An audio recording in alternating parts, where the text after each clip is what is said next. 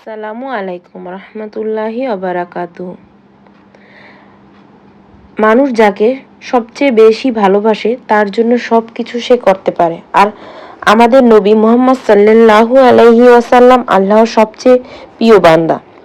আল্লাহ নিজে আর ফেরেশতারাও তার উপরে সালাওয়াত পাঠ করে। আমাদেরও সেই আমন্ত্রণ দেওয়া হয়েছে।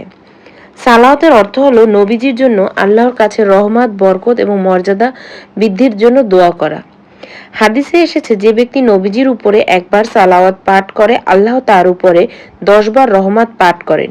10টি পাপ মাফ হয়, 10 মর্যাদা 10 ধাপ বাড়ে। সালাওয়াত এমন একটি ইবাদত যা পবিত্রতা বা অবস্থা কোনোটার উপরে নির্ভর করে না। আপনি ক্লান্ত থাকলেও, মন খারাপ থাকলেও, এমনকি গুনাহে ভরা থাকলেও এই দোয়া কবুল হয়, কারণ এটি নবীজির উসিলায় যায়।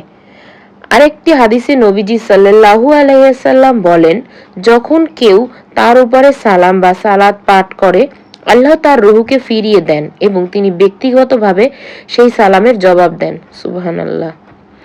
তাই আপনার জীবনে যত দুশ্চিন্তা থাকুক না কেন, রিজিকে সংকট থাকুক, মনের ভিতর অশান্তি থাকুক, যত বিপদেই থাকেন না কেন, সবসময় দুশ্চিন্তায় থাকেন, এমন সময় তাহলে আপনি প্রতিদিন 100 বার হলেও সালাত পড়ে দেখুন।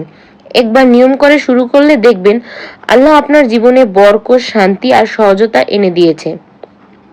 আল্লাহুম্মা সাল্লি আলা মুহাম্মাদি ওয়া আলা আলি মুহাম্মাদ। আল্লাহ আমাদেরকে বেশি বেশি দুরূদ শরীফ পাঠ করার তৌফিক দান করুক। আমিন। আসসালামু আলাইকুম ওয়া রাহমাতুল্লাহি ওয়া বারাকাতুহু।